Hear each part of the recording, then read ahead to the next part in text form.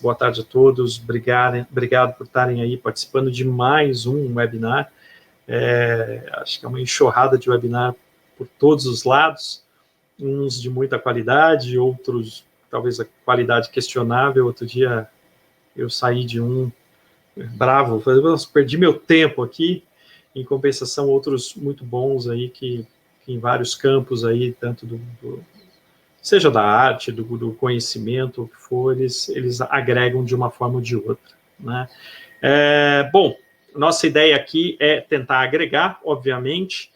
A gente vai para a segunda edição, na verdade, de um webinar que a gente até então deu o nome de Economia Digital e os Aspectos Legais em Tempo de Covid-19.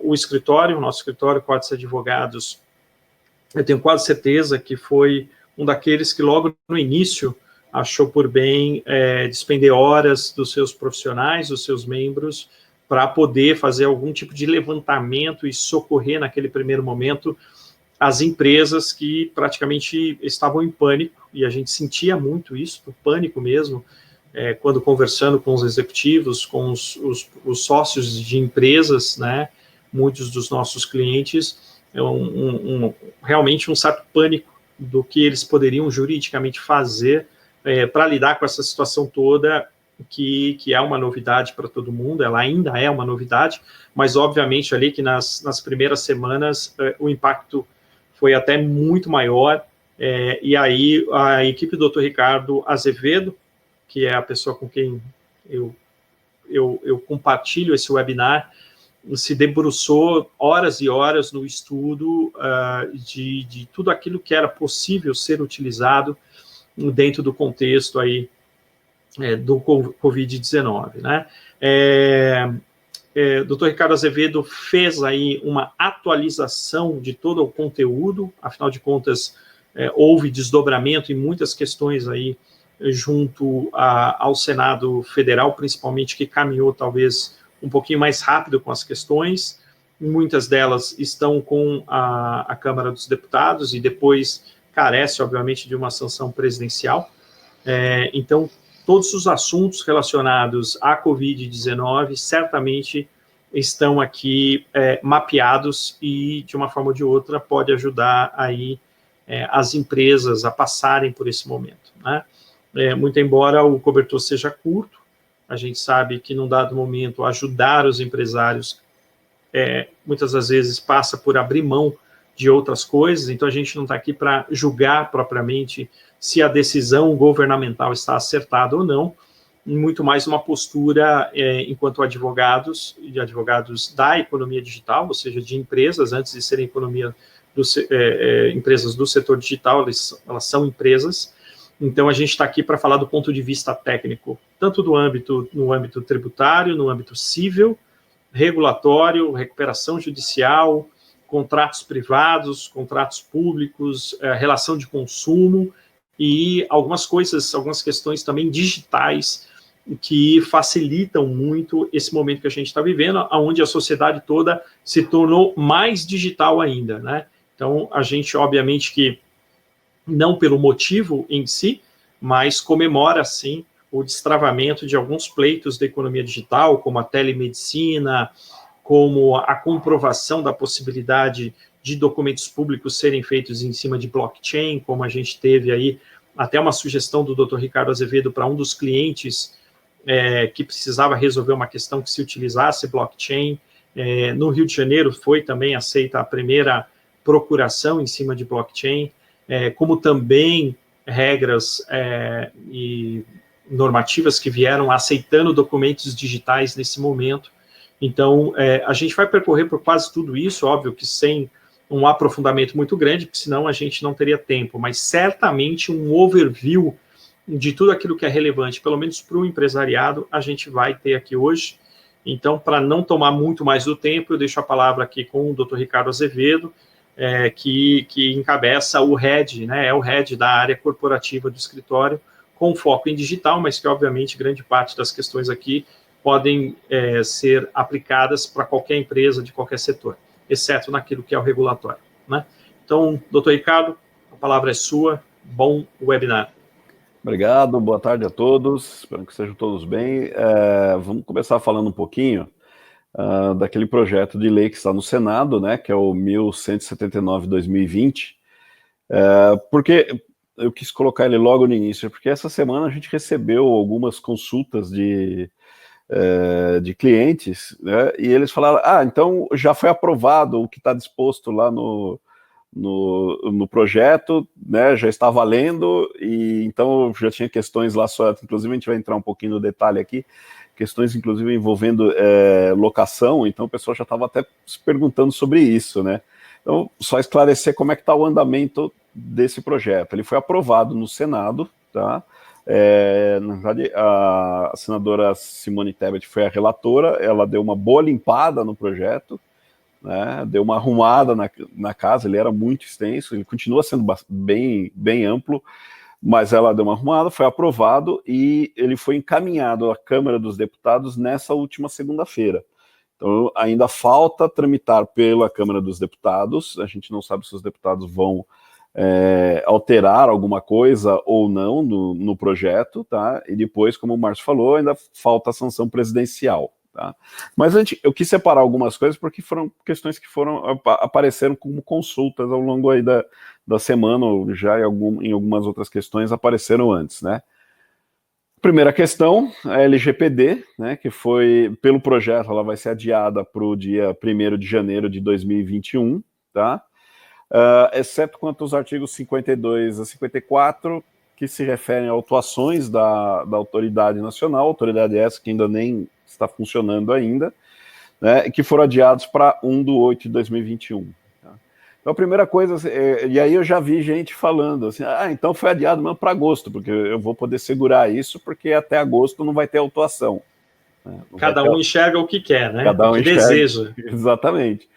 Não vai ter autuação da autoridade, né? Mas no dia 2 de janeiro, eu não vou considerar o dia 1º porque é um feriado, mas no dia 2 de janeiro, ou, por exemplo, já vai poder ter Ministério Público, até ações individuais, né, já vai estar valendo a lei para outras, valendo como enforcement mesmo, né? PROCON, órgãos de defesa do consumidor como IDEC. Exatamente, todo mundo. Então, assim, a gente tem aí a primeira coisa tá pelo projeto, adia para o dia 1º de janeiro, então a gente ganhou aí uns 6 meses para correr, para se adequar, tá? Uhum. E a primeira coisa que tem que ficar claro o fato das autuações terem sido deixadas para agosto de 2021 não significa que a lei não vai ter enforcement, vai ter sim.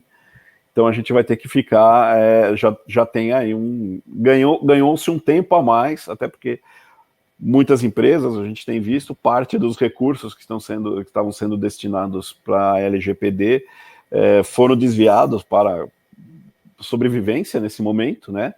Mas a partir do momento em que as atividades retomarem, as empresas vão ter que colocar aí a nova data aí como na mira, porque vai estar valendo, sim. Né? Só lembrando que, como você muito bem colocou, né, isso do ponto de vista do que foi aprovado no Senado. Sim. A gente ainda precisa aguardar um pouco, e aí só para colocar um pouco mais de colorido nessa discussão toda, ontem o Ministério Público Federal justamente soltou um posicionamento pelo não adiamento, né? Então, essa conversa não está pacificada, ainda tem, né, como diria minha mãe, muita água ainda para passar por baixo dessa ponte. Então, tem posicionamentos ainda contrários ao adiamento, por diversos motivos, tem gente favorável ao adiamento para o meio do ano que vem, na sua totalidade, e tem gente que está no meio termo, dessa forma mais fracionada que se foi colocada, né? Se aprovado, né, sancionado do jeito que está, as condições são essas colocadas pelo doutor Ricardo, que é a vigência da lei a partir de janeiro e sanções administrativas, que é parte do que eventualmente pode ter aí, digamos, de consequência negativa para os controladores que não cumprem a LGPD, passaria para o meio do ano que vem, né? Então, diante disso, o escritório passou um comunicado para todos os seus clientes, inclusive para empresas as quais nós estávamos conversando sobre a possibilidade de caminhar com projetos de adequação, e só para que vocês entendam, né, isso do ponto de vista de mercado. No primeiro momento, como o doutor Ricardo colocou, quase todos os recursos foram realocados para outras necessidades que se mostraram mais prementes do que a LGPD. Com esse posicionamento parcial de que tem um adiamento para 1º de janeiro, muitos dos projetos que já estavam em andamento voltaram a caminhar. Eu posso afirmar para vocês que dos projetos que nós tínhamos, que são muitos, 85% caminham sem nenhum problema, de forma remota. Inclusive, ontem a gente acabou de entregar um gap analysis, um relatório de gap e um plano de conformidade para uma das maiores redes de supermercado do país, e tudo transcorreu naturalmente, sem problema nenhum, inclusive com a participação até do próprio CEO do grupo, né? E para adicionar isso, principalmente o pessoal aí da área de privacidade, nessa semana nós fechamos um contrato novo de adequação, mesmo em momentos de pandemia, né? Então, um grande fundo de pensão fechou com a gente, porque entendeu que esse prazo ganho, ele não é tão ganho, né? Porque, na verdade, você perdeu um prazo em razão da pandemia e você só repõe um prazo que você praticamente tinha. Então, essas questões estão caminhando, o mercado ele está considerando tudo isso. Então, eu só queria deixar claro que não é um posicionamento fechado, ainda carece, como o doutor colocou, de aprovação, e o mercado já está reagindo a tudo isso com projetos iniciando em momento de pandemia e projetos que estavam em andamento continuam em andamento, justamente por entender que o prazo, se adiado, ele não é um prazo tão extenso assim. Não. E aí, só complementando, doutor, aproveitando a oportunidade, para o pessoal aí de privacidade que está acompanhando, lembrar que o escritório ele tem uma parceria com uma empresa norte-americana chamada Get Global International, e nesse momento a Get Global, ela entendeu isso porque eu sou o diretor operacional lá e fiz um trabalho muito intenso junto aos norte-americanos. Ele liberou o curso de formação de DPO online. Então, o pessoal de privacidade que tem interesse de aproveitar esse momento, vão ser 9 manhãs a partir da semana que vem, ou seja, do dia 20 até o dia 30, para a formação de DPO. Então, para quem tem interesse, porque o mercado realmente está aquecido, porque se os projetos estão caminhando, né, se a gente está falando de um dos escritórios que é referência em direito digital no país, toca um percentual considerável de market share de projetos de adequação, e esses projetos estão caminhando, isso quer dizer que essas empresas vão demandar profissionais de DPO, né, formados ou com formação ou com conhecimento daquilo que é necessário para ser um DPO. Então, para quem quiser aproveitar a oportunidade, talvez esse seja um dos cursos com um melhor conteúdo, porque de fato eu acredito, ele é o mesmo curso que é rodado fora do país, então acho que vale a pena a oportunidade, assim como um outro curso que nós soltamos aí, lançamos, de legítimo interesse. Esse de legítimo interesse é pautado em cima do livro Legítimo Interesse, que a gente acabou de publicar pela Revista dos Tribunais. Então, quem quiser se inteirar do assunto legítimo interesse também é uma oportunidade. Bom, doutor, voltando aí ao Covid. Vamos ao Covid. Tá, então, essa questão ainda dentro do projeto, lembrando que é um projeto, ainda está pendente ainda de aprovação na Câmara e sanção do presidente. Prazos prescricionais, o projeto ele prevê suspensão de prazos até 30/10/2020, tá? Aqui, uma questão que é importante também, pessoas jurídicas, tá? As pessoas jurídicas estão em época de realizar assembleias gerais, né, principalmente ordinárias, para aprovar o balanço, se ainda não fizeram, ainda estariam na época, né? E elas foram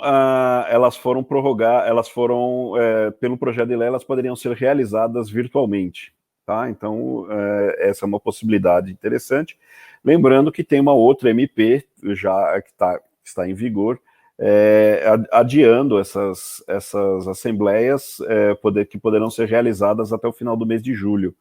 Tá? Então, existe essa possibilidade. Então, nós temos duas situações. Uma MP que adia a realização das assembleias e o projeto de lei que permite que as assembleias sejam realizadas de forma virtual.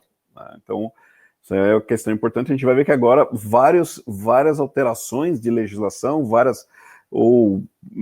questões administrativas permitiram diversas realizações de diversos atos por meio virtual, né? Isso aqui a gente fala que a gente vai sair de alguma forma aí dessa questão do Covid, né? E uma das coisas que cada vez que a gente está vendo mais vamos sair mais digitais, né, daqui para frente. Então a gente tem a questão das assembleias gerais que podem ser realizadas de forma eletrônica, tá?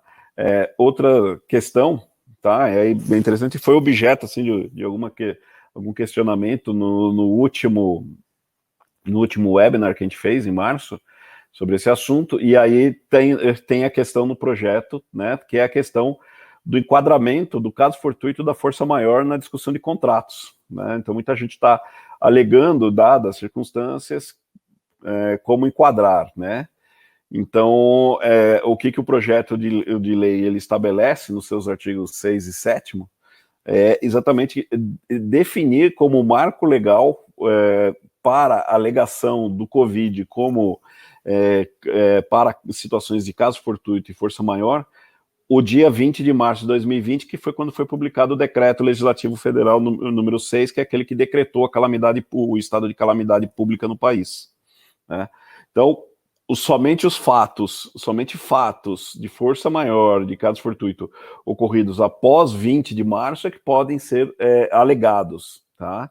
E não podem ser alegados aumento de inflação. Na verdade, a gente não está nesse momento tendo esse problema, mas como a gente já escutou economistas cogitando até a possibilidade de ligar a maquininha de fazer dinheiro, então a gente pode ter uma situação dessa de aumento de inflação, então já se preocupou, falou, olha, tudo bem, você pode alegar caso fortuito e força maior, como para discussão de contratos, situações de contrato, né, mas não vai poder alegar, por exemplo, no caso de aumento de inflação, ou caso de variação cambial, a gente viu o dólar subindo, né, subiu bastante nos últimos meses. Toda semana a gente tem alguma coisa, né? Ontem saiu uma notícia de uma pesquisa de Harvard, aí é culpa das faculdades que o Márcio frequenta, né? Que talvez devesse se prever realizações dessas questões de confinamento, de isolamento social até 2022, né? Então pode ser que... E aí acabou subindo o dólar mais um pouquinho, né? Ou mesmo, de repente, um caso assim, mas foi colocado, né, que desvalorização ou substituição de padrão monetário, até a gente mudar a moeda do real para alguma outro tipo de moeda, caso fosse necessário, né? Mas o principal é questões envolvendo, para a gente poder alegar, caso força maior, tá? Principalmente nas regras do Código Civil, tem como marco legal o dia 20 de março. Qualquer fato que ocorreu anterior, tá, a essa data não pode ser alegado pelo projeto. Tá? No momento a gente não tem isso, mas o interessante desse projeto é exatamente que ele estabelece um ponto assim, para a gente não ter uma discussão muito ampliada e você jogar muitas questões dentro do judiciário com relação a essa questão de caso fortuito e força maior, porque é o que a gente está vendo já muitos casos ocorrendo, né? A gente mesmo já alegou para suspender pagamento, foi negociar pelos nossos clientes para suspender pagamentos, e a alegação foi exatamente a questão de força maior, de situação que ocorreu após a decretação do estado de calamidade pública e o fechamento, né, o isolamento social, a criação dos casos de isolamento social, tá? Então, isso aqui, mas também, como falei, de tudo no projeto, né? Uhum. Outros pontos interessantes do projeto, e aí aqui muito interessante para a questão de e-commerce, né? Suspensão da previsão de devolução de mercadorias adquiridas no delivery. Tá? O projeto ele era muito amplo, o projeto inicial do senador Anastasia ele era muito amplo, tá? E a senadora Simone Tebet ela reduziu para hipóteses de produtos perecíveis, tá, de consumo imediato ou medicamentos. Então, não são, pelo projeto, aquela questão de não poder suscitar a devolução em 7 dias, né? Ficou só para essas questões, para esses produtos específicos, e não todo o material, senão a gente ia ter uma abertura muito grande, praticamente uma desconsideração do Código de Defesa do Consumidor nessa situação.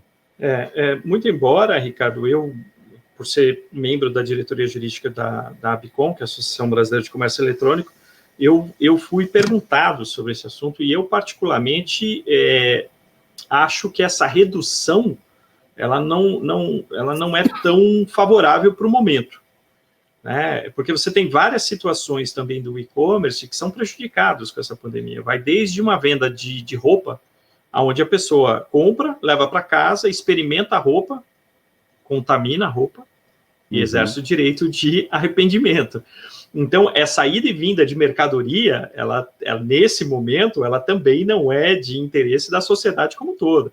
Fora que também tem coisas que de repente tem que são mais essenciais, digamos assim, dentro do contexto. Então, como quase tudo tem os dois lados aí, mas o que vale é como está seguindo aí no projeto. A gente não sabe se é dessa forma que vai ser aprovado, mas sempre tem os dois lados aí na questão, como tem os dois lados na questão, até mesmo da redução do sistema S, né? Enquanto o empresariado, ele comemora, né, o próprio sistema S, como o SESC, que é cliente do escritório e que presta um serviço maravilhoso para a sociedade, inclusive com serviços de saúde, acabam sendo prejudicados por um outro lado. Então, assim, sempre tem os dois lados aí da balança, né? O problema para o mercado da área de e-commerce, né, é que essa limitação do projeto deve ocasionar uma das coisas que a gente tem visto, né, na discussão lá na ABCOM, né, participo lá também, né, a gente tem visto a preocupação com os custos de logística. Né, porque isso realmente, esse projeto, do jeito que está, vai manter essa questão exatamente de devoluções, de terem que ser feitos de forma na questão de logística, né, vai aumentar bastante o custo, né, porque a gente está com uma limitação de uso, né, dessas questões. Então, assim, realmente isso aqui é um ponto que, assim, por um lado, né, reduziu, né, liberou só em alguns casos específicos, mas por outro lado também, como ainda se mantém o mercado de e-commerce ainda consegue se manter ativo, né, ainda tem a manutenção de atividade, vai manter o custo alto de logística para poder atender da forma como é atualmente o CDC, né. Realmente tem lado para tudo aqui, né, essas questões aqui. Como também tem né, a questão dos aluguéis, né. Então, por exemplo, a outra questão, né, que foi a impossibilidade de concessão de liminar, né, a suspensão de concessão de liminar no período de 20 de março até 30 de outubro desse ano, né, para despejo, né. Então aqui a gente está com outro problema, né, porque quem tem imóvel e não está recebendo, tem também custos, né. Por outro lado, tem o pessoal que que está utilizando o imóvel e não está conseguindo pagar, né. O projeto de lei ele reduziu também a 3 possibilidades só de concessão de suspensão de pagamento de aluguéis, né. No caso de locação para temporada, né? No caso de morte do locatário, né? E a questão de quando o poder público, e esse é um detalhe importante, quando o poder público solicitar que o proprietário do imóvel realize uma obra que não pode ser executada com o locatário lá dentro. Tá? Então, somente nesses 3 casos. Hoje, por acaso, conversei com um colega meu que trabalha na área de shopping centers, hoje pela manhã, e ele me ligou perguntando exatamente, está valendo já as regras, né? Porque o que ele falou é que os shoppings já estão movendo ações, né, já pensando nessa ação, nesse projeto, no andamento desse projeto, o pessoal de shopping já está entrando com ações, se não para conseguir eliminar, porque acho que não vai conseguir, até porque os juízes, talvez, pensando em questões mais amplas, não só do direito, mas da própria estrutura da sociedade, não estarem concedendo, mas já pensando o seguinte: eu estou com a ação, dia 1º de novembro eu já consigo ter minha liminar de despejo, ou pelo menos para forçar uma negociação com os atuais locatários, né? Mas já tem, então, assim, a gente já vê o impacto que esse tipo de projeto já causa, né? Ele já começa a gerar movimentação jurídica na sociedade, né? Outro segundinho aqui, só um segundinho que acho que deu uma pulada aqui. Não, então era isso, era do projeto, isso. Tem outros itens do projeto, mas são aí itens muito específicos, que aí seriam não tão voltados, não só à economia digital, que a gente está vendo, a gente está centralizando essa conversa em economia digital, mas outros teriam outras áreas, tem algumas coisas muito específicas nesse projeto, tá? Até para a gente não ficar só no projeto. Agora vamos passar o que realmente já tem, né? Primeira coisa, a gente começando na área trabalhista, né? A tão comentada medida provisória 936 do dia 1º de abril, né?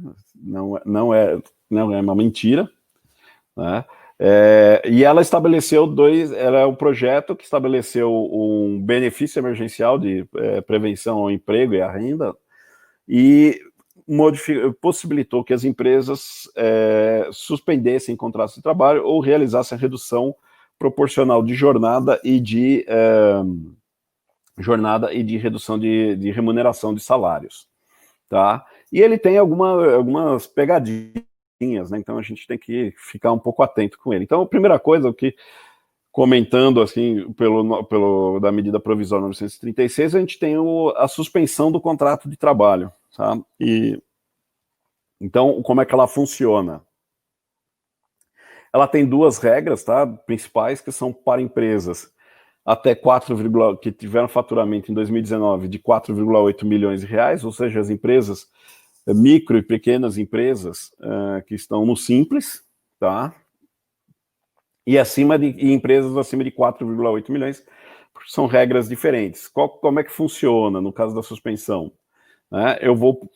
Eu posso suspender o funcionário, eu posso suspender o contrato de trabalho do funcionário, tá? Por um período de até 60 dias, tá?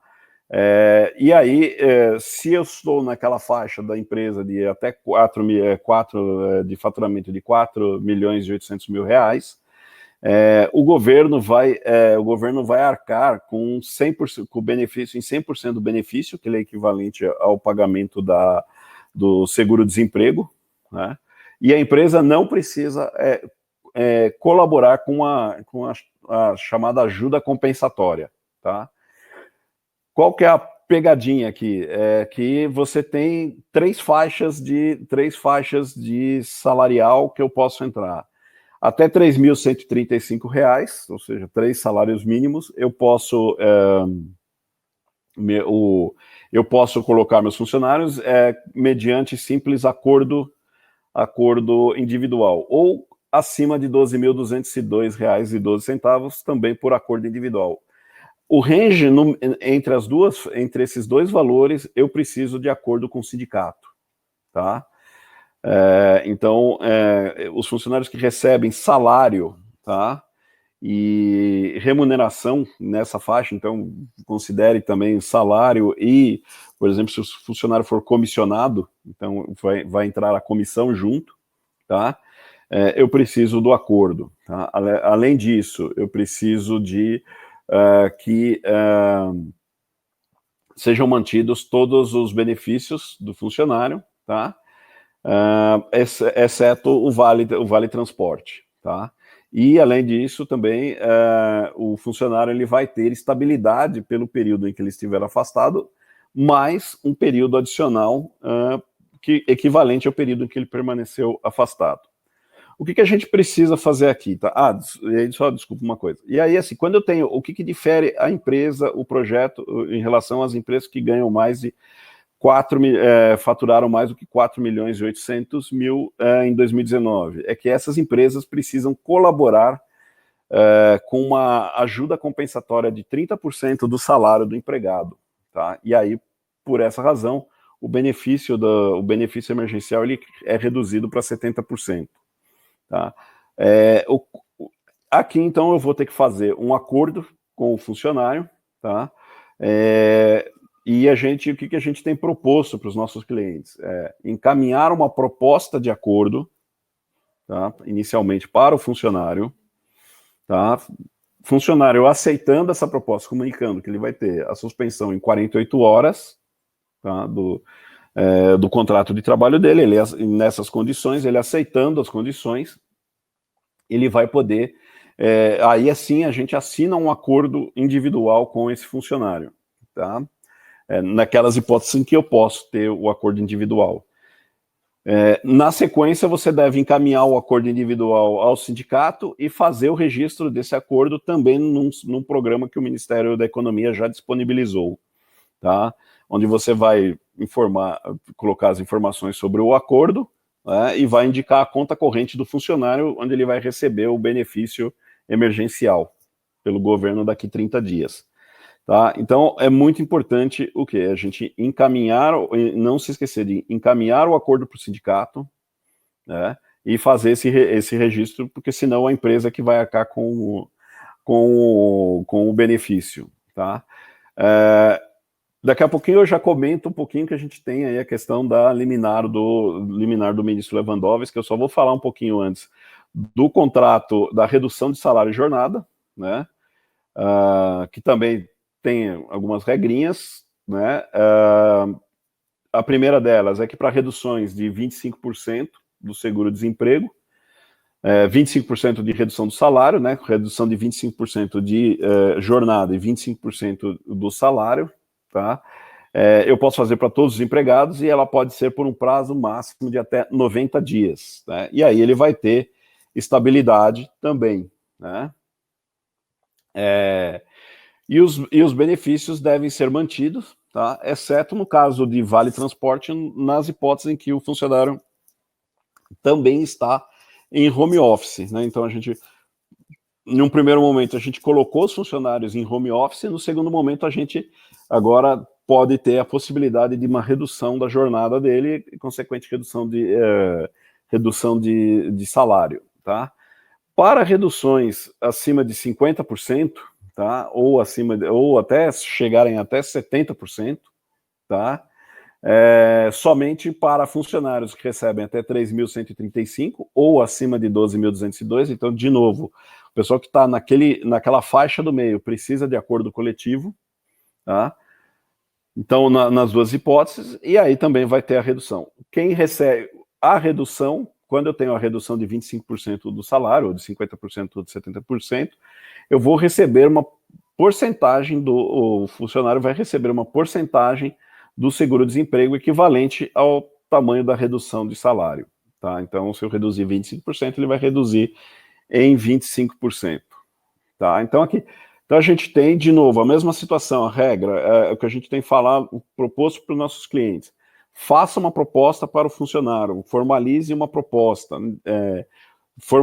após o aceite dele, encaminhe o contrato, o acordo individual, né, um aditivo ao contrato de trabalho, obtendo a assinatura do funcionário, tem que ser encaminhado para o Ministério, tem que ser informado ao Ministério da Economia, com a informação também do valor do número da conta corrente do funcionário, e encaminhar para o sindicato, né? O que a gente tem? A gente tem uma medida, hoje, existe uma ação promovida por alguns partidos, questionando a constitucionalidade dessa medida provisória 936, em relação à questão do acordo, da ausência de necessidade de acordo coletivo com o sindicato, né? E a gente tem hoje uma liminar do ministro Lewandowski que ela estabelece que nós temos que encaminhar ela tem que encaminhar o acordo, tá? Segundo depois uma nota do próprio ministro Lewandowski, informou que o acordo vale a partir do momento em que em que foi negociado, em que foi assinado, tá? Mas é que o sindicato tem que dar a anuência ou abrir uma negociação coletiva, se entender que seja necessário, para validar esse acordo. E que se ele não fizer em 10 dias, então aí o valor o acordo é convalidado tacitamente, tá? Isso gerou uma série de questões, está gerando em pontos importantes, sindicatos tratando a questão de maneira diferente. A gente já teve sindicatos que facilitaram muito, né? Me manda o acordo, eu já adito, inclusive ele torna, alguns sindicatos já estão tornando até os acordos individuais, por exemplo, com redução de 50%, de 70%, acordos já convalidando ele como acordo mesmo, como um acordo coletivo. Tá, embora aí, nesse caso, eu acho que eu precisaria fazer um registro no sistema mediador, né? Então não é uma boa tão ideia, mas pelo menos assim, o sindicato está tentando ajudar. E outros sindicatos simplesmente estão tratando de criar o máximo de empecilhos possíveis para fazer essa negociação. De toda forma, está previsto para amanhã, dia 16, a análise pelo Pleno do Supremo Tribunal Federal da validade ou não dessa liminar que o ministro Lewandowski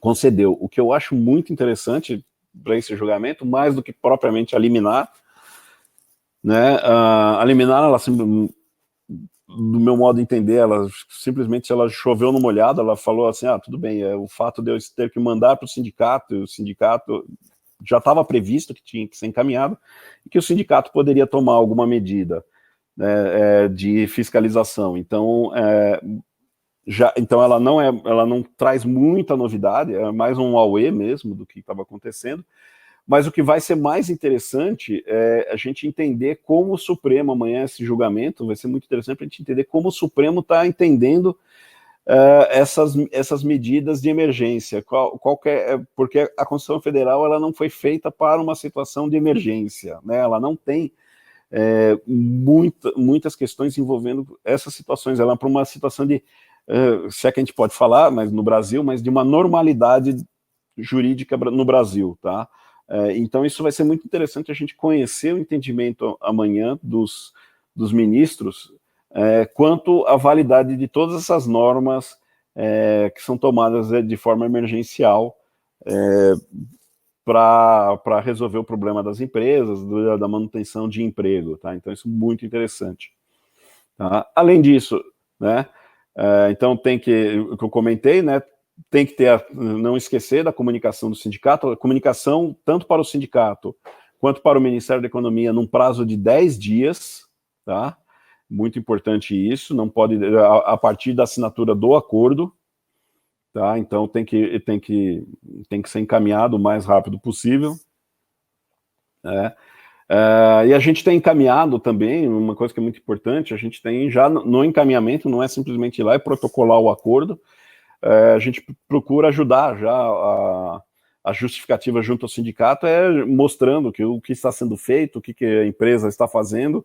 Ela não está só reduzindo salários, ela não está só suspendendo contratos, mas a gente tenta mostrar para o sindicato também que a empresa está atuando de outras formas no âmbito social, na tentativa de manter os empregos das empresas, dos funcionários, tá? Então isso aqui eu acho que é muito importante a gente tentar mostrar para os sindicatos quando a gente encaminha os caras, para não ter depois nenhuma contestação, porque é provável que, assim, dependendo do que eu falei, vai depender muito do entendimento dos ministros do STF desse julgamento de amanhã, e eu espero que eles façam, ninguém peça vistas e segure o julgamento. É muito bom que a gente tenha esse entendimento rapidamente amanhã, porque senão a gente vai ter muita contestação lá na frente sobre esses procedimentos da medida provisória 936, bem como da medida provisória 927, tá?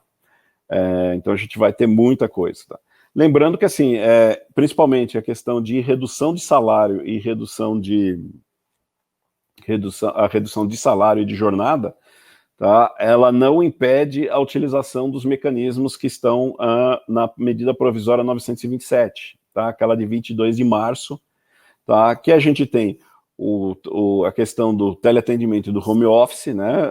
Poder ser utilizado, a questão de aplicação de férias coletivas ou antecipação de férias coletivas, tá? Então isso se mantém, né? Além disso, antecipação de feriados não religiosos, né? Ainda todas essas questões estão valendo.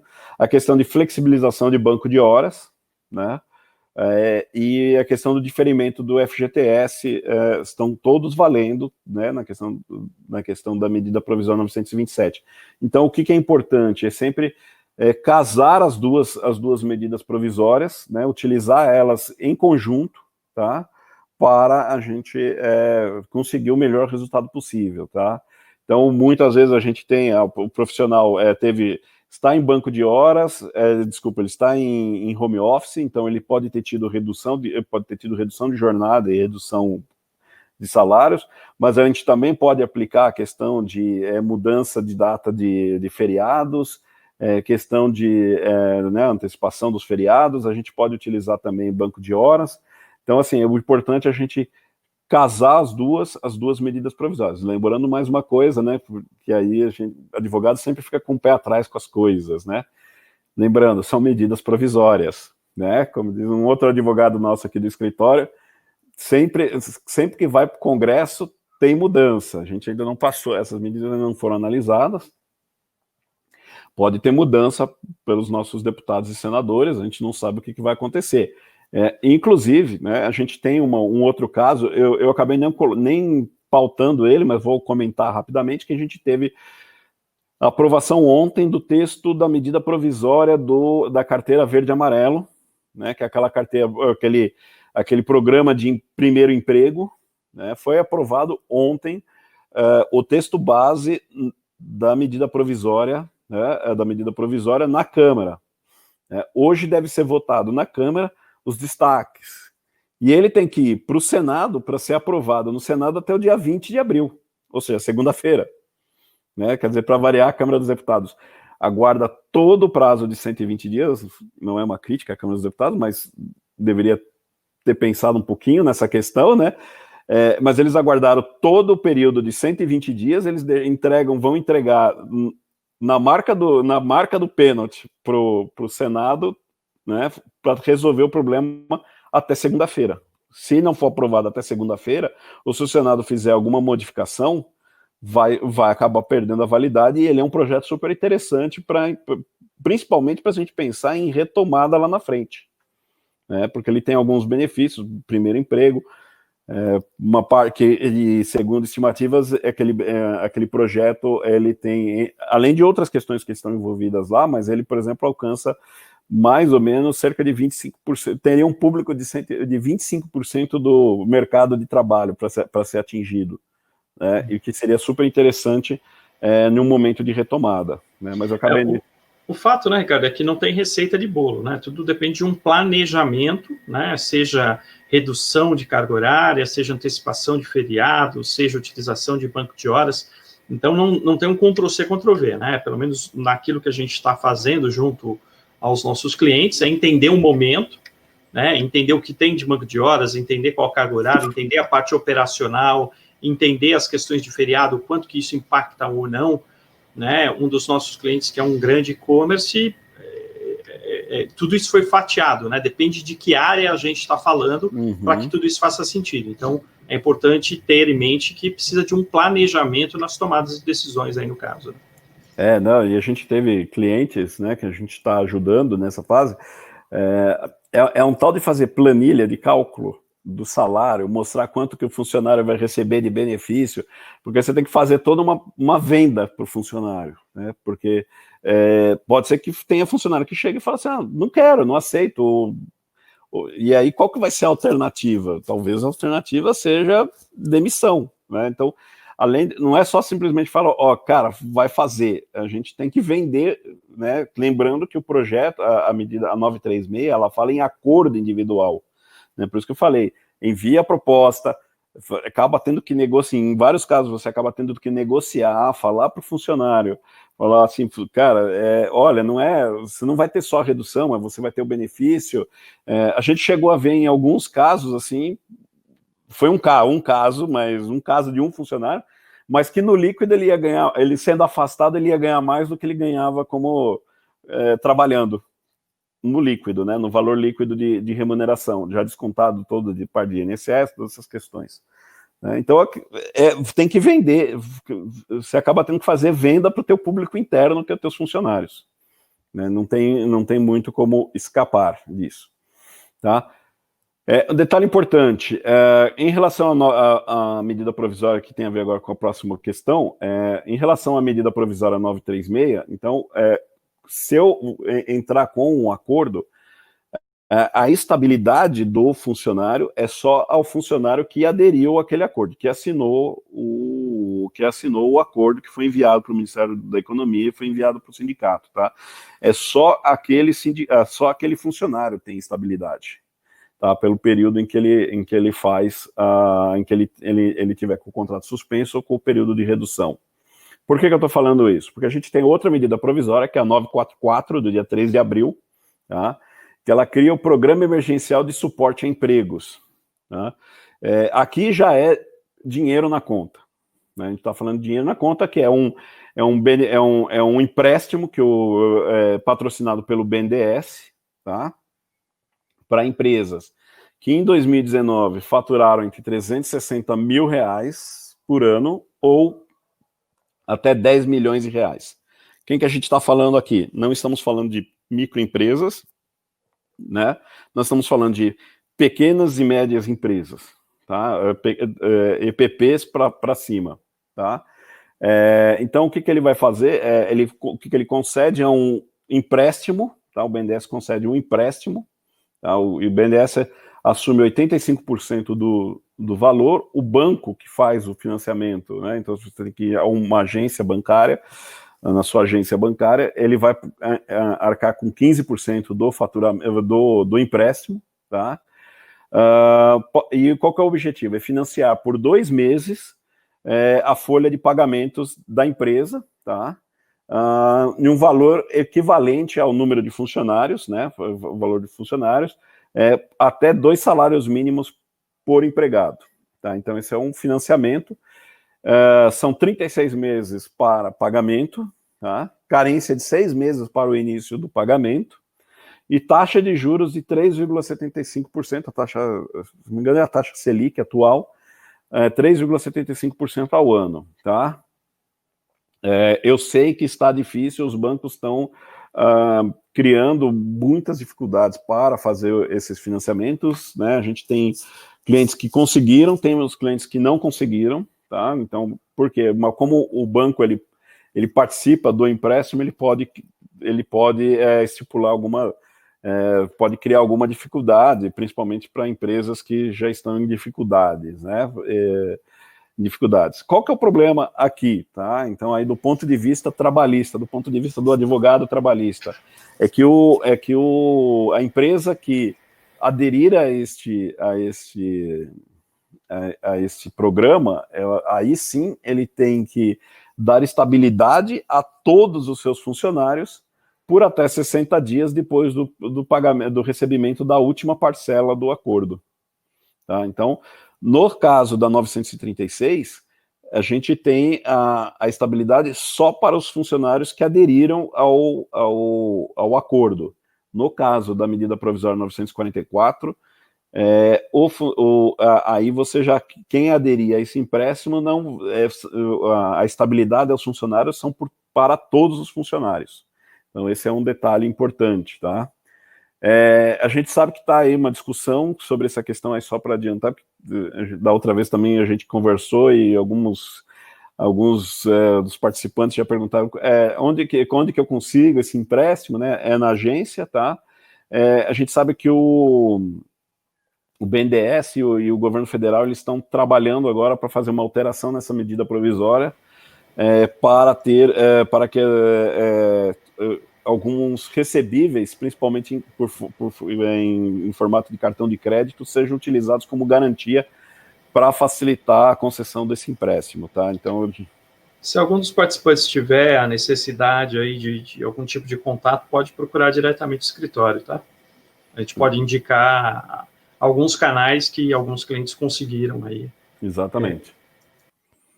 Tá, então mas então o que é importante na questão trabalhista desse empréstimo que é a questão da estabilidade aí, estabilidade para todos os funcionários, tá? Por 60 dias depois do pagamento da última parcela, do recebimento da última parcela do empréstimo, porque o empréstimo é feito por um mês, pois mais um mês, fornecido mais um mês se for necessário, tá?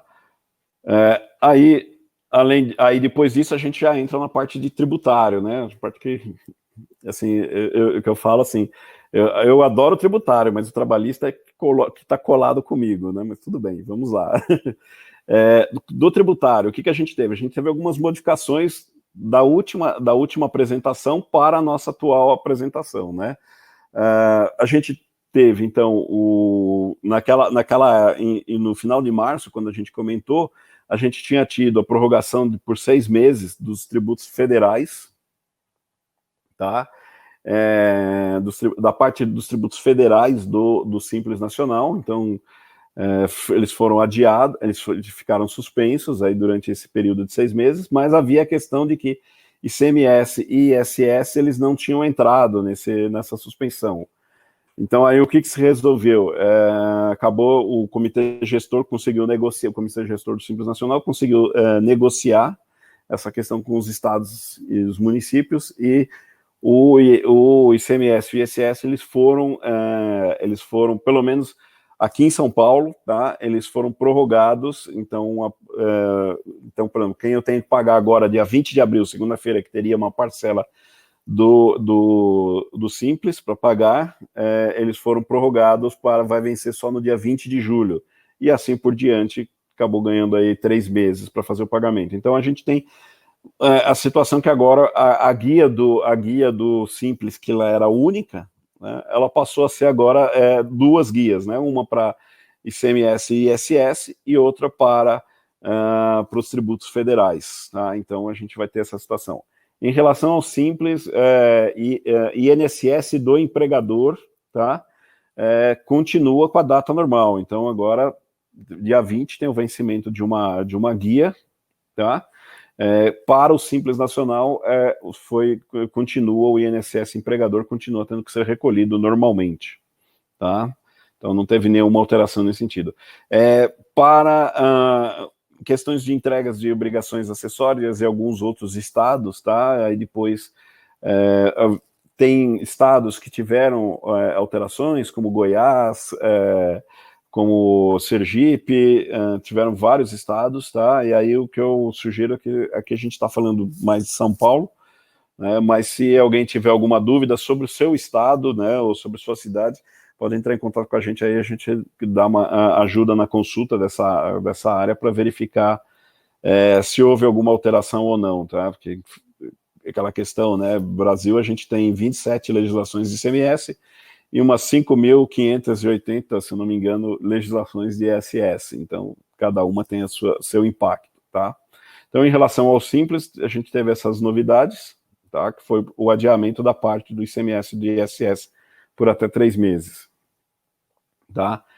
Em relação ao lucro presumido, a gente já teve também uma portaria, né, no dia 3 de abril do Ministério da Economia, a portaria número 139, em que ele alterou as datas de vencimento de competências do PIS, do COFINS e do INSS da parte patronal, não daquela que é descontada, a descontada do funcionário continua nas mesmas datas, tá?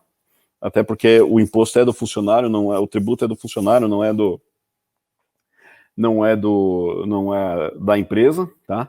Mas o INSS da parte patronal, PIS e COFINS para empresas que apuram lucro presumido, eles foram adiados para a competência de março foi adiada para 25/8, né? E a competência de abril foi adiada para 23/10, tá? Então aqui é questão só de portaria. Se precisar, o Ministério Público o Ministério da Economia vai alterar mais para frente. Detalhe do lucro presumido, que já me perguntaram hoje de manhã isso. Contribuição social sobre o do lucro líquido e imposto de renda da pessoa jurídica foram adiados? Não, infelizmente não. A gente sabe que tem pagamento agora, dia 20 de abril, aí tem, são 25 de abril, 20 de abril, tem o pagamento aí da próxima parcela, da parcela trimestral, do primeiro trimestre, e não foi adiado, tá? Até o momento, não, até hoje de manhã, não foi adiado a data de pagamento. Só se refere, então, a COFINS, PIS e INSS parte patronal, tá? Então, o imposto de renda e a contribuição social continuam com as datas de recolhimento sem alteração nenhuma. Tá? Mas aqui já um grande... Estava fazendo falta uma questão sobre o lucro, as empresas de lucro presumido estavam sendo esquecidas, e que pelo menos foi alterado, né? Alguma coisa. Tá? Mas outras medidas que foram tomadas, né? O Sistema S, a MP 932, reduziu nas competências de abril, maio e junho, tá? Reduziu as alíquotas em 50%, tá? Então, a partir do mês que vem, o pagamento da competência de abril vai ter uma redução aí de 50% na alíquota do Sistema S. Normalmente é uma alíquota que é por volta de 2,8%, né? Vai cair para as empresas 1,4%, mas é aquilo que a gente conversou, né, Márcio? Fizeram aqui com o dinheiro dos outros. Essa questão aqui é uma redução, claro que para o empresário normal é uma situação, mas o Sistema S colabora muito, né? O Sebrae tem colaborado muito com as empresas também nessa situação, então fica um pouquinho mais complicado. É impressionante, né? Porque quando você fala do Sistema S, é o Sebrae que ajuda o micro e pequeno empresário que precisa de ajuda nesse momento, né? É o Sistema S de apoio ao transporte que ajuda os caminhoneiros nesse momento, né? É o SESC, que tem vários serviços de apoio à própria sociedade, inclusive na área da saúde, né? Então, é lógico que para o empresariado, para ele, é economia, mas é o que você falou, né? É caridade com o dinheiro dos outros. Mas, de novo, é o que eu coloquei no início, que a gente não vamos tomar posicionamento, exatamente. Posição enquanto advogados, o fato é esse. É verdade. Então, e aí o outro item aqui que teve de alteração é a medida provisória 927, tá? Que é o IOF sobre os empréstimos, né? Sobre operações de crédito, tá? Foi tornado a alíquota zero, foi zerada a alíquota, tá? Para o período de abril, maio e junho, tá? Só que é uma medida que realmente ela tem a ver com tudo que está acontecendo, porque o governo tem incentivado as empresas a tomar empréstimos, né? Então a gente acabou de ver o empréstimo ali para a folha de pagamentos, tem outras modalidades de empréstimos aí que o governo tem fornecido, então não faria o menor cabimento o governo dar com uma mão o empréstimo, né, incentivar o empréstimo e falar assim, mas recolhe o IOF aqui. Então, aqui a medida veio exatamente dentro, você vê que a política, as medidas não estão sendo tomadas de forma atabalhoada de qualquer jeito. Elas são tomadas em um contexto muito amplo, e por isso que a gente teve uma demora muito grande de entrada de medidas, né? Muitas vezes o Ministério da Economia, os ministros, eles anunciavam medidas e demoravam 15, 20 dias para chegar alguma medida ser efetivamente colocada em andamento. Mas exatamente por conta dessas questões, né? Toda vez que você fala, vou fornecer crédito, eu tenho um imposto sobre o crédito, né? Então o governo zerou esse imposto, que vem em bom tempo, porque assim não são alíquotas muito grandes, mas são alíquotas que pesam sempre ali, né? Toda vez que você tem um empréstimo ali, tá ali o valorzinho ali sobre o crédito, e hoje qualquer valor que a gente guardar é considerável, né? Então aqui foi muito importante. Tá? Aí outras questões, tá? Aqui muito interessante, posicionamento do CNPJ em relação à recuperação judicial. Tá? A gente tem tido algumas questões aí envolvendo empresas, ou mesmo respondendo a clientes que são credores em recuperações judiciais, né? Então o CNJ ele soltou no início do mês uma série de recomendações, né? Entre elas, o que é muito importante é prorrogar períodos do chamado stay period, né, que é o período em que as ações não podem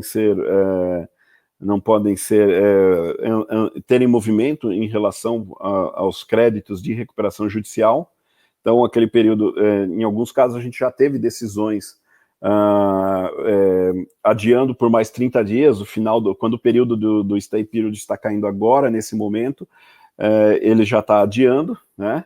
Outras questões é a possibilidade do CNJ estar incentivando a realização de que as assembleias de credores sejam realizadas de forma eletrônica, para exatamente não perder o tempo do processo não ficar parado esse processo, tomar uma decisão, porque você fica tendo que adiar o andamento da recuperação judicial, né? Então a gente pode fazer isso através de sistema eletrônico, as assembleias, desde que possa ser de alguma forma registrado a participação dos credores, né? E sugerindo também que os administradores judiciais mantenham, ainda que de forma eletrônica, ou seja, atuando de forma eletrônica, mantenham a fiscalização das atividades e disponibilizando em internet os relatórios mensais das atividades das recuperandas, tá? O resultado disso é que a gente já viu decisões, né? Então, a gente comentou, pode ser o CNJ recomendando que seja prorrogado o stay period, né? Pelo menos 30 dias. Então, a gente já teve 2 decisões em São Paulo sobre isso, né? E uma, por exemplo, no caso da recuperação judicial da Odebrecht, que ela já tinha a possibilidade de fazer o stay period, ela trocou e falou, não, a gente prefere fazer a assembleia de credores resolver num ambiente virtual. Então, já tivemos um caso de assembleia de credores feito de forma eletrônica, né? Vai de volta àquela questão do projeto de lei lá do Senado, que está autorizando assembleias gerais, as empresas a serem feitas de forma eletrônica, né? Como o Márcio falou, outras questões que estão surgindo, por exemplo, a questão das procurações, né? Os cartórios ou as procurações serem elaboradas com blockchain, né? Como um blockchain para garantir a validade delas, ou até mesmo alguns cartórios que estão disponibilizando o serviço, disponibilizando, inclusive, com alterações no seu próprio site, de modo a você já enviar os dados, subir os documentos que precisam ser enviados para o cartório para a elaboração de procurações públicas. A gente já tem alguns cartórios que já estão fazendo dessa forma, né? E aí depois eles mandam entregar através de motoboy, enfim, algum sistema aí de transporte, eles mandam entregar as procurações no local. Ou então a possibilidade, como aconteceu no Rio, de já ter uma procuração através de blockchain, né? Através de tornando ela válida, tornando ela regular através de blockchain, né? Alguns cartórios ainda estão fazendo essas questões ainda por telefone, mas cada um está se virando como pode nessa situação, né? Mas a gente já tem aí vários casos de questões eletrônicas, né? E aí, só para terminar, né, que saiu ontem, né, decisão do Tribunal Regional dessa questão de tecnologia, o Tribunal Regional do Trabalho de São Paulo, estabeleceu que a partir agora do dia 4 de maio, nós vamos ter as audiências vão ser retomadas, né, estão suspensas aí já praticamente há 2 meses, vão ficar suspensas até o dia 30 de abril, mas as audiências trabalhistas vão ser retomadas pelo Poder Judiciário Trabalhista, de modo a dar continuidade às pautas, né? Então, aí tem aí esse ato do Tribunal Regional, estabeleceu aí algumas regras, tá? Vamos ver como é que vai funcionar, porque a gente está falando de justiça do trabalho, nem todo reclamante tem acesso a uma internet de qualidade, vamos ver como é que vai funcionar isso, ou se, né, como é que vai resolver esse problema de acesso, se vai acabar tendo de alguma forma aí que o reclamante se locomover até, por exemplo, o escritório do advogado para fazer. Vamos ver como é que vai funcionar isso direito. As primeiras vão ser muito interessantes, a gente vê. E só para efeito de, assim, de descontrair ao final de toda essa questão é que o ato aí do Tribunal Regional recomendou que os magistrados não precisam utilizar toga na audiência, né? Mas magistrados e advogados devem estar usando terno e gravata, tá? E os demais participantes, testemunhas, reclamante, devem estar utilizando roupa adequada ao decoro de uma audiência trabalhista. Tá, então, tem isso, consta realmente isso na autoridade, no ato, né? Mais assim para a gente dar uma descontraída no final, né? Mas realmente tem essa questão aí. Mas vamos ver como é que funcionar, vai ser bem interessante isso. É o mesmo sistema do CNJ que já é utilizado no sistema penal, mas agora a gente vai ter que ver aí como é que ele vai funcionar aí, trazendo para a área privada, né? Porque aí não vai envolver só quando a gente fala do sistema penal, existe o investimento do Estado para realizar esses tipos de audiência, então não tem problema. Agora a gente vai ter a questão da área privada, dos operadores do direito, nós, advogados da área privada, vamos ter que ver como é que vai funcionar isso direitinho. Isso aqui eu estou muito ansioso para ver a primeira, como é que vai ser, para sentir como é que vai ser, porque eu acho que assim, depois disso, a gente vai ter... que eu falei, depois do coronavírus, muita mudança, então a gente vai ter uma grande oportunidade, né, de ver essas questões aí, né, para daqui para frente. Na verdade, eu acho que é o que eu venho falando aí nos bate-papos virtuais que eu estou participando, o webinar, enfim, inclusive vai ter um hoje à noite no Instagram, não meu, eu não uso o Instagram para questões profissionais, mas de um dos perfis aí da área jurídica. A gente ainda tem que aguardar o que vai ser o novo normal, né? O que era normal antes do coronavírus não deve mais ser o normal pós-coronavírus. Então a gente vai ter um novo normal, né? O que é o normal para nós, e eu acho que ele vem aí com algumas mudanças, algumas, sinceramente, eu acho que, por incrível que pareça, acho que grande parte das mudanças são para melhor, né? Eu acho que a gente acaba destravando e caminhando muito coisas que talvez a gente demore muito tempo para tomar decisão, ou até mesmo enxergando coisas que a gente demora muito tempo para enxergar, né? Inclusive tem um artigo do Harari, justamente acho que foi no Financial Times, e ele fala exatamente disso, né? Que a sociedade ela vai acelerar as tomadas de decisão também, porque não dá mais para ficar esperando para tomar decisões, e ele fala justamente dessa parte tecnológica também, desse contexto todo, sem falar a questão de privacidade, dentro do contexto também de coronavírus, que não é objeto aqui do nosso bate-papo, né? De toda forma, Ricardo, a gente tem algumas perguntas aqui, eu vou fazer algumas aqui dentro do possível. Uma delas justamente quer saber a sua opinião com relação a possíveis outras medidas que podem vir para a ajuda das empresas, né? Se tem mais alguma coisa aí, já que você está acompanhando, que está no radar, mas que ainda não virou nem projeto e ainda, ou eventualmente é projeto, mas ainda não foi votado.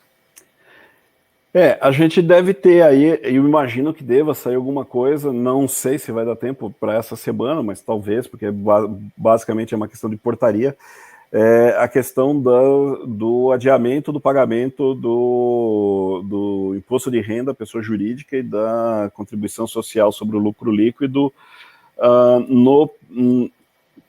como foi feito com o PIS, COFINS e o INSS, né? É uma questão, porque ele está falando que vai falar que é resultado da empresa no primeiro trimestre, tá? Não estaríamos, pelo menos em parte, atingindo, embora eu acho que já estaríamos, porque o mês de março foi atingido, né? Mas não foi adiado isso ainda, mas eu acho que deve ser adiado, pelo menos assim, é uma expectativa do ponto de vista, assim, minha expectativa, e sendo otimista, tá? De que vai haver deve ser feito essa medida aí na frente. Por quê? Porque é uma medida de alocação de caixa, né, para as empresas. Então, de tudo que foi mexido, de tributos, de adiamento dos tributos, isso é a primeira coisa que tem que ser feita. Tá, né? mais uma pergunta aqui na parte tributária. Nós estamos vendo uma certa ajuda por parte do governo federal. Do ponto de vista estadual, tem alguma coisa? A gente tem que ver estado por estado, tá? No caso do governo do estado de São Paulo, por enquanto, só alteração em relação ao Simples Nacional, tá? Não houve nenhuma alteração de pagamento, de prazo de pagamento para ICMS, tá? E na maioria dos municípios também não houve alteração para lucro presumido, lucro real do pagamento de ISS, tá? Então não teve nada. De novo, apareceu também uma questão no outro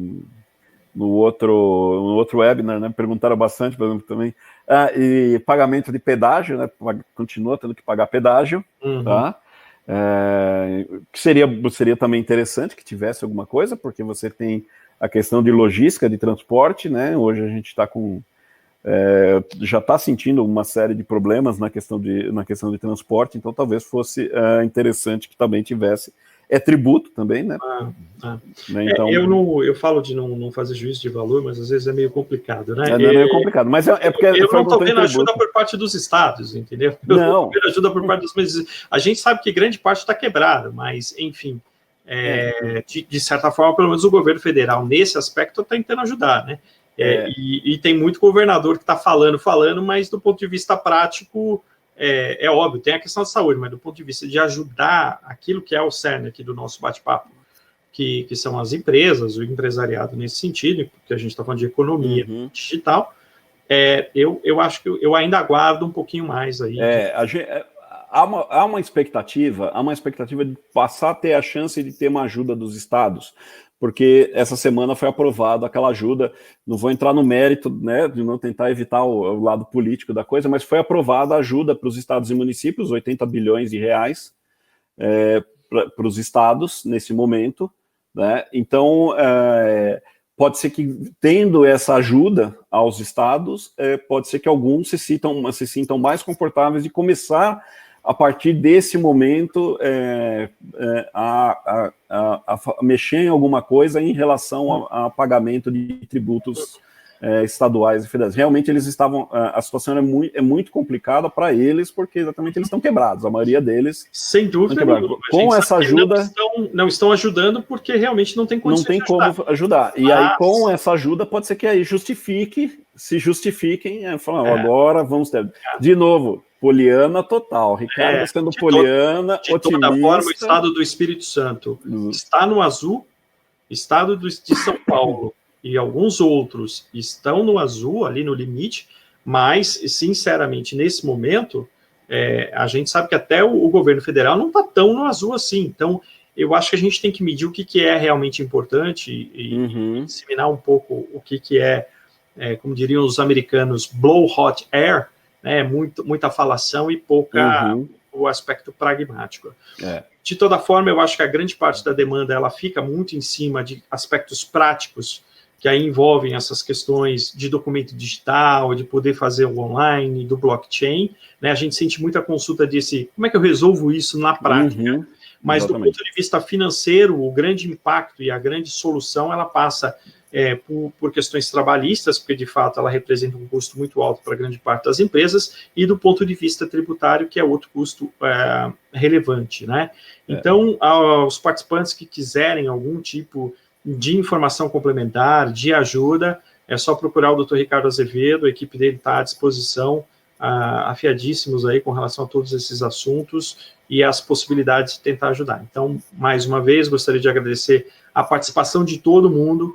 Muito obrigado, doutor, por mais uma aula. Obrigado. Uma boa tarde para todo mundo. Gente, boa tarde. Fiquem todos bem. Até mais. Até. Tchau, tchau.